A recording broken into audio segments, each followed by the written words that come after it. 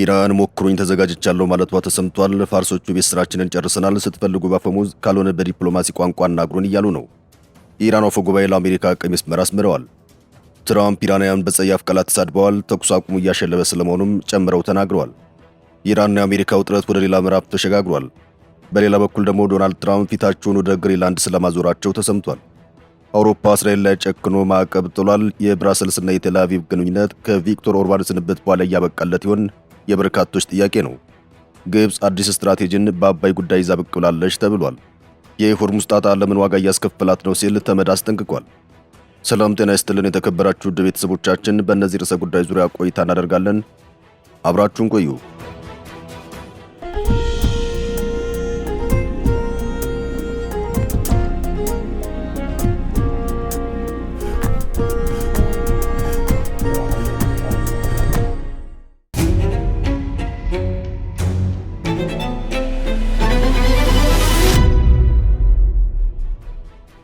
ለሁሉም ነገር ተዘጋጅቻለሁ። ኢራን የኢራኑ ቁልፍ ተደራዳሪ መሐመድ ባጋር ጋሊባፍ አገሬ ለሁሉም ምርጫ ተዘጋጅታለች አሉ። የኢራኑ ከፍተኛ ተደራዳሪና የፓርላማው አፈ ጉባኤ ጦራችን ዝግጁ ነው፣ የትኛውንም ምላሽ ይሰጣል፣ በየትኛውም መንገድ ተዘጋጅተናል ማለታቸው የውጥረቱን አለመብረድ ጠቋሚ ሆኗል። የተሳሳተ ስሌትና ውሳኔ ሁልጊዜም ውጤቱ የተሳሳተ ነው ያሉት ጋሊባፍ ዓለም የተረዳችው ይህን ነው ሲሉ ተደምጠዋል። ኢራን ያቀረበችውን ባለ 14 ነጥብ ዕቅድ ከመቀበል ውጭ ሌላ ምርጫ የላችሁም ሲሉም የመደራደሪያ ሐሳባቸውን ቀድመው መስጠታቸው አይዘነጋም። ሌሎች አማራጮችን ለመውሰድ መሞከር ሙሉ በሙሉ አግላይነትን የሚያንጸባርቅ ይሆናል በሚል አሜሪካንን አሳስበዋል። በዋሽንግተንና በቴህራን መካከል ያለው የሆርሙዝ ሰላጤ ውጥረት የዓለም ኢኮኖሚን ከመጉዳቱ ባሻገር ለኢራን አዲስ የመደራደሪያ ነጥብ ሆኗታል የተባለው ጋሊባፍ ጠንካራ የተባለውን አስተያየት የሰጡት ፕሬዚዳንት ዶናልድ ትራምፕ ኢራን ያቀረበችውን ውጥን ፈጽሞ ተቀባይነት የለውም ማለታቸውን ተከትሎ ነው። አፈ ጉባኤው በወቅታዊ የቀጠናዊ ውጥረት ዙሪያ በማህበራዊ ትስስር ገጻቸው ላይ ባሰፈሩት መልእክት ሀገራቸው የጠላቶቿን እንቅስቃሴ በከፍተኛ ንቃት እየተከታተለች መሆኑን አመላክተዋል። የምዕራባንና የእስራኤል ፖለቲካ አካሄድ በጽኑ የኮንኑት ጋሊባፍ የተሳሳተ ስትራቴጂና የተሳሳተ ውሳኔዎች ምንጊዜም ቢሆን የተሳሳተና አውዳሚ ውጤት ይዘው ይመጣሉ፣ ይህንን ሀቅ አሁንም ቢሆን ዓለም በሚገባ ተገንዝቦታል በማለት ሀያላን ሀገራት በኢራን ላይ የሚያደርጉትን ጫና የከፋ መዘዝ ሊያመጣ እንደሚችል አስጠንቅቀዋል። ከዚህ ባሻገር ቴህራን ሊሰነዘርባት ለሚችል ለማንኛውም ወታደራዊና ፖለቲካዊ ጥቃት ራሷን በሚገባ ማዘጋጀቷን የጠቆሙት አፈ ጉባኤው የኢራንን አቅም ለሚጠራጠሩ ኃይሎች የማያሻማ መልእክት አስተላልፈዋል። እኛ ለሁሉም አማራጮች ዝግጁ ነን፣ ጠላቶቻችን በምንወስደው እርምጃ በእጅጉ ይደነቃሉ በማለት መጪው ጊዜ በመካከለኛው ምስራቅ ምን ያክል ፈታኝና ያልተጠበቀ ክስተቶች ሊያስተናግድ እንደሚችል ጠቁመዋል።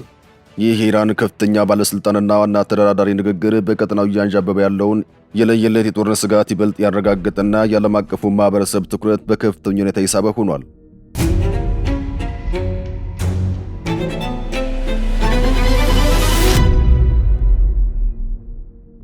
የትራምፕ ምላሽ። የአሜሪካው ፕሬዝዳንት ዶናልድ ትራምፕ ኢራን የተኩስ አቁም ስምምነት በማይታመን ሁኔታ ደካማ መሆኑን ተናግረዋል። ፕሬዝዳንቱ ትላንት ለጋዜጠኞች እንደተናገሩት አንድ ወር ያስቆጠረ የተኩስ አቁም ስምምነት በሕይወት ለመቆየት እየተንገዳገደ ይገኛል ብለዋል። ይህን የትራምፕ አስተያየት ተከትሎም የኢራን ምክር ቤት አፈ ጉባኤ መሐመድ ባጋር ጋሊባፍ ለማንኛውም ወረራ ምላሽ ለመስጠትና ትምህርት ለማስተማር ዝግጁ ነን ብለው በኤክስ ገጻቸው ላይ ምላሻቸውን ሰጥተዋል። አሜሪካ ለኢራን ላቀረበችው የሰላም ዕቅድ ቴህራን የሰጠችው ምላሽ በዋሽንግተን ውድቅ ተደርጓል። ያለፈው እሁድ ኢራን ጦርነቱን ለማስቆምና የሆርሙዝ ሰላጤን ለመክፈት ለአሜሪካ ያቀረበችው ዕቅድ ተቀባይነት አላገኘም። ፕሬዝዳንቱም ፈጽሞ ተቀባይነት የሌለውና ቆሻሻ ሲሉ ዕቅዱን አጣጥለውታል። ትራምፕ ይህን ካሉ በኋላም የኢራን የውጭ ጉዳይ ሚኒስትር እስማኤል ባጌ የቴህራን ዕቅድ ኃላፊነት የተሞላውና ቸር መሆኑን ተናግረዋል። የኢራን ምክር ቤት አፈ ጉባኤ በ14ቱ ነጥቦች እንደተመለከተው የኢራናውያን መብት ከማስከበር ውጭ አማራጭ የለም፣ ሳይቀበሉ በዘገየ ቁጥር የአሜሪካን ግብር ከፋዮች ገንዘብ ይባክናል ብለዋል። በኢራንና በአሜሪካ የተወሰኑ ግጭቶች ቢኖሩም የተኩስ አቁም ስምምነቱ አንድ ወር አስቆጥሯል። ፕሬዚዳንት ትራምፕ የተኩስ አቁም ስምምነቱን በሕክምና እርዳታ እንደሚተነፍስ ታማሚ ሐኪሞች መጥተው ጌታ የሚወስዱት ሰው በሕይወት የመቆየት ዕድሉ 1% ነው የሚሉት አይነት ነው ብለዋል። በሌላ በኩል ፕሬዚዳንት ትራምፕ በጦርነቱ ምክንያት የጀት ነዳጅ ዋጋ በእጥፍ በመጨመሩ ክፉኛ ለተጎዱ የአሜሪካ አየር መንገዶች መንግስታዊ የገንዘብ ድጎማ እንደማይደረግ አስረግጠው ተናግረዋል። የዋጋው መናር ስፒሪት የተባለውን የአየር መንገድ በዚህ ወር መጀመሪያ ላይ ከስራ ውጭ ቢያደርገውም ትራምፕ ግን አየር መንገዶቹ አሁንም በጥሩ ሁኔታ ላይ ስለመሆናቸው በመግለጽ የድጎማ ጥያቄውን ውድቅ አድርገዋል። ከዚህ በተጨማሪም የእስራኤሉ ጠቅላይ ሚኒስትር ቤንያሚን ኔታንያሁ ኢራን የሆርሙዝ ሰላጤ እንደምትዘጋ ማንም አስቀድሞ መገመት አይችልም ነበር ማለታቸውን የተቃወሙት ትራምፕ እርሳቸው አስቀድመው ያውቁ እንደነበርና የባህር ሰርጡ በኃይልም ቢሆን ዳግም ማስከፈት የሚያስችል አቅም እንዳላቸው አስጠንቅቀዋል። ትራምፕ ኢራን በቅርቡ ያቀረበችውን የሰላም ስምምነት የውሳኔ ሐሳብ ሙሉ በሙሉ ተቀባይነት የሌለው ሲሉ አጣጥለውታል። ኢራን በኒውክሌር ፕሮግራሟ ላይ የተወሰኑ ማሻሻያዎችን ለማድረግ ያቀረበችው ሐሳብ በምንም መልኩ በቂ ያለመሆኑን የገለጹት ትራምፕ ሰነዱ በምን ያክል አደጋ ውስጥ እንዳሉ ፈጽሞ በማያውቁት ሰዎች የተዘጋጀ የሞኝነት ሐሳብ በማለት የቴህራንን ጥያቄ ውድቅ አድርገዋል። ይህ የዲፕሎማሲ መቋረጥና በቅርቡ የታዩ እርስ በርስ ተኩስ ልውውጦች መካከለኛው ምስራቅን ቀጠና ዳግም ወደ ለየለት አውዳሚ ጦርነት ሊያስገባው እንደሚችል ከፍተኛ ስጋት ፈጥሯል። በተለይ ኢራን የዓለም ነዳጅ ማስተላለፊያ የደም ስር የሆነውን ሆርሙዝ ሰላጤ ላይ ያደረገችው መዝጋትና አሜሪካ በበኩሏ በኢራን ወደቦች ላይ ጣለችው ማዕቀብ ባለበት በመቀጠሉ በጦርነቱ የተቀሰቀሰው ዓለም አቀፍ የኤነርጂ ቀውስ ይበልጥ ተባብሷል። ትራምፕ ይህን የናረውን የነዳጅ ዋጋ በአሜሪካውያን ጫንቃ ላይ የፈጠረው ጫና ለማቃለል የፌዴራል የነዳጅ ታክስን እንደሚያነሱ አስታውቀዋል። ከዚህ ባሻገር ፕሬዝዳንቱ በዚህ ሳምንት ወደ ቻይና በሚያደርጉት ጉዞ ኢራን ትልቁ የነዳጅ ገዢ የሆነችውን ቤጂንግን በቴህራን ላይ ኢኮኖሚያዊ ጫና እንድታሳድር ፕሬዝዳንት ሺጂንፒንግን አጥብቀው ይወተውታሉ ተብሎ ይጠበቃል። በሁለቱ ሀገራት መካከል ያለው ልዩነት አሁንም እየሰፋ መጥቷል። መረጃዎች እንደሚያሳዩት ኢራን ባቀረበችው ውሳኔ ሐሳብ አከራካሪ በሆነው የኒውክሌር ፕሮግራሟ የተወሰኑ ማሻሻያዎችን ለማድረግ በተለይም ከፍተኛ መጠን ያለው የበለጸገ ዩራኒየም አቅም በመቀነስ ቀሪው ወደ ሶስተኛው ሀገር ማለትም ወደ ሩሲያ ለመላክ አቅርባ ነበር።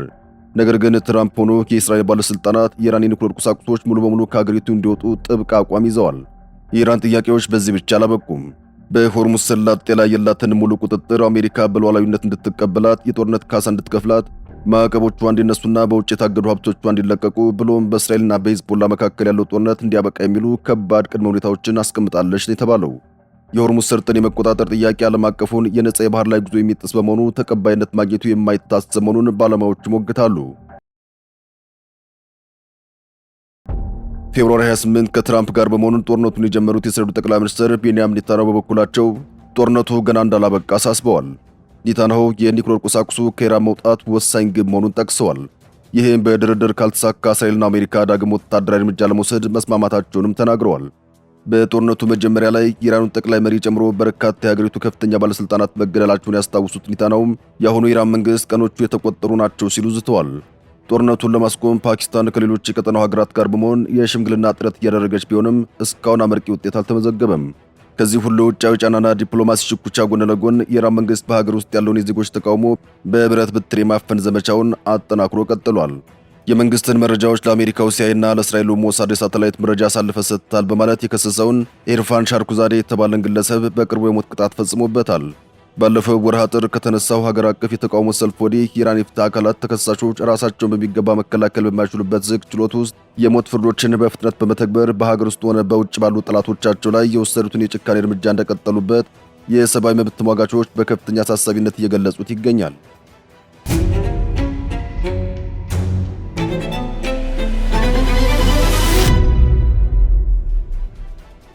የዓለምን ጉሮሮ የዘጋው ሆርሙዝ።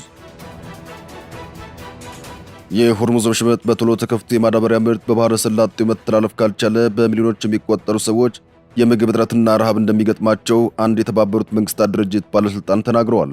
ባለስልጣኑ ለፈረንሳይ ዜና ወኪል ኤኤፍፒ እንደተናገሩት ወራት ባስቆጠረ የመካከለኛው ምስራቅ ጦርነት ምክንያት በሆርሙዝ ሰላጤ የሚደረገው የመርከቦች እንቅስቃሴ በመስተጓጎሉ ለእርሻ ምርት አስፈላጊ የሆነው የአፈር ማዳበሪያ አቅርቦት አደናቅፎታል ብለዋል። ስለዚህም በጥቂት ሳምንታት ውስጥ የሆርሙዝ ሰላጤ ተከፍቶ የአፈር ማዳበሪያ ምርትና ግብዓት እንዲያልፍ ካልተፈቀደ የምግብ ምርት መስተጓጎልና ረሃብ ሊያስከትል እንደሚችል የመንግስታቱ ድርጅት የፕሮጀክት ጽህፈት ቤት ኃላፊ የሆኑት ዮርግ ዳ ሲልቫ ተናግረዋል። ባለስልጣኑ ከፍተኛ የሰብአዊ ቀውስ ሊሆን የሚችለው ችግር ለመቀልበስ ያሉትን ጥቂት ሳምንታት ብቻ ናቸው ሲሉም ለዜና ወኪሉ ገልጸዋል። አክለውም በጦርነቱ ሰበብ የአፈር ማዳበሪያ ምርቱ አቅርቦት መስተጓጎል ተጨማሪ 48 ሚሊዮን የሚጠጋ ህዝብን ለምግብ እጥረትና ለረሃብ የሚዳርግ ቀውስ ሊገጥምን ይችላል ብለዋል። ባለፈው ወርሃ የካቲት ማብቂያ አካባቢ የተቀሰቀሰው ጦርነት ምክንያት ኢራንና አሜሪካ በወሳኙ ሆርሙዝ ሰላጤ ላይ የጭነት መርከቦች እንዳይንቀሳቀሱ የሚያደርገውን እገዳቸውን ጥለዋል።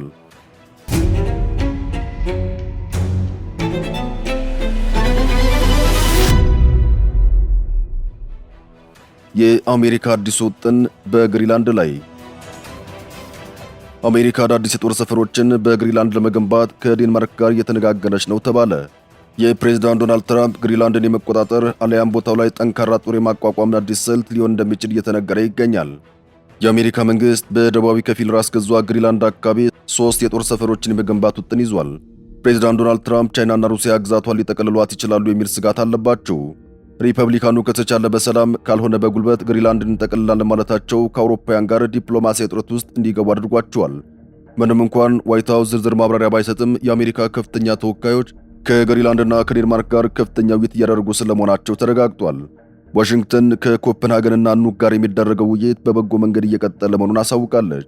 ሩሲያና ቻይና በቀጠናው ላይ ተጽዕኖ ለማሳደር ያላቸውን ስጋት ለማቅረብ ዴንማርክ የግሪንላንድን ጸጥታ እንድታጠናክር ለማድረግ ትራምፕ የወሰዱት እርምጃ ብቻ ነው የሚል ግምት አለ። በሌላ በኩል ዴንማርክ ለአርክቲክ ደሴቷ $1.5 ቢሊዮን ወታደራዊ በጀት ይፋ አድርጋለች ነው የተባለው። ገንዘቡ ከትራምፕ ንግግር በፊት የተዘጋጀ ቢሆንም ይፋ የሆነው ግን ከንግግራቸው በኋላ ነው። የዴንማርክ መከላከያ ሚኒስትር ድጋፉ የብረት መዝጊያ ነው ሲሉ ገልጸውታል። የትራምፕ የኢኮኖሚ ጫና ለዴንማርክ ትልቅ ስጋት ሊሆን ይችላል የሚል ግምትም አለ። ዩናይትድ ስቴትስ በዴንማርክ አሊያም በአውሮፓ ህብረት ላይ ታሪፍ በከፍተኛ ሁኔታ ከጨመረች ዴንማርክ በግሪንላንድ ላይ አንድ አይነት ስምምነት እንድታደርግ ትገደዳለች ተብሏል። ግሪንላንድ ዴንማርክን ማስወገድ ብትችልም በቅርብ ዓመታት ውስጥ የዩናይትድ ስቴትስን ተጽዕኖ ማስወገድ እንደማትችል ግልጽ ሆኗል። በአውሮፓውያኑ 1950 የተደረገው ስምምነት የዴንማርክ ደሴቱን መሠረታዊ ሉዓላዊነት ብትቆጣጠርም አሜሪካ የፈለገችውን እንድታደርግ ፈቃድ ሰጥታለች። ግሪንላንድ ስትራቴጂካዊ ስፍራ ከመሆኗ ባለፈ የአሜሪካ ፕሬዝዳንት በተደጋጋሚ ደሴቷን ያልተነኩ ማዕድን ጉዳይ ሲያነሱ ይሰማል። ግሪንላንድ ያሏት ብርቅዬ የሚባሉ ማዕድናት ተንቀሳቃሽ ስልክን ጨምሮም ሌሎች የኤሌክትሮኒክስ ዕቃዎችን ለመስራት ይጠቅማል። ፕሬዝዳንት ዶናልድ ትራምፕ ግሪንላንድን መጠቅለል እንደሚፈልጉ በግልጽ ተናግረዋል። ዋይት ሃውስም ይህን እርምጃ ጨምሮ ሁሉም አማራጮች ጠረጴዛ ላይ መሆናቸውን አረጋግጧል። ወታደራዊ እርምጃም የአሜሪካ መንግስት ሊወስድ ከሚችላቸው ኢኮኖሚያዊና ፖለቲካዊ አማራጮች እንዳንዱ የሚቆጠር ነው። ነገር ግን የወታደራዊ እርምጃ አንድ ኔቶ አባል ሀገር በሌላኛው ላይ የሚፈጽመው ስለሚሆን ጉዳዩ ለኔቶ ጥምረት አስከፊ መዘዝ ይኖረዋል። የጥምረቱ ህልውና ላይም አደጋ ሊደቅን ይችላል። ትራምፕ ግሪንላንድ ለአሜሪካ ብሔራዊ ደህንነት ወሳኝ መሆኗን ደጋግመው ገልጸዋል። ደሴቷ ሁሉም ቦታ በሩሲያና በቻይና መርከቦች ተሸፍናለች ሲሉም ማስረጃ ሳያቀርቡ ከሰዋል።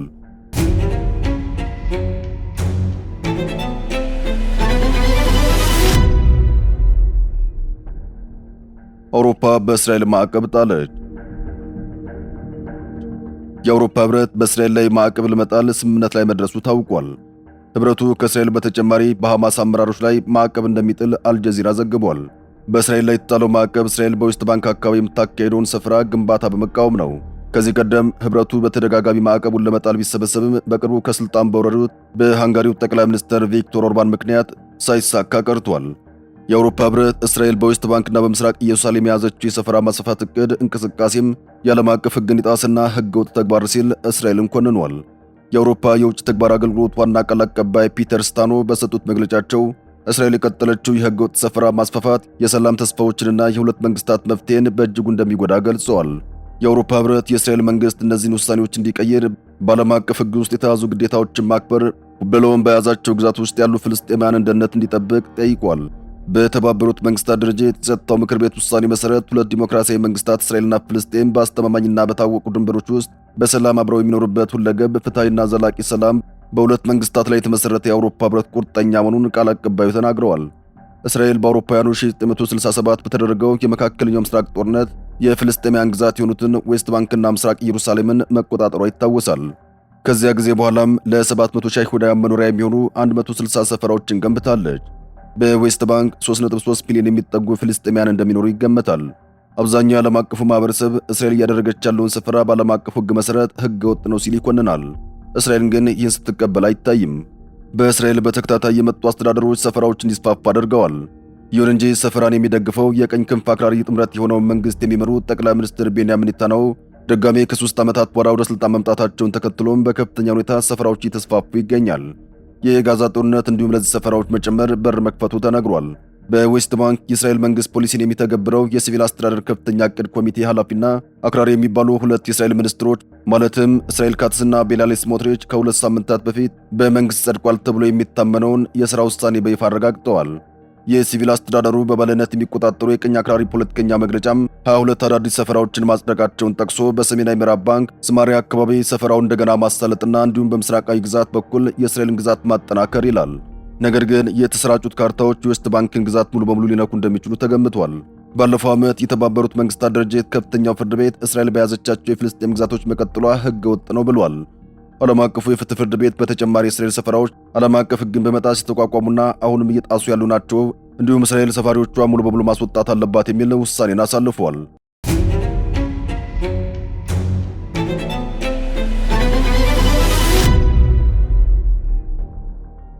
በመጨረሻም ግብጽ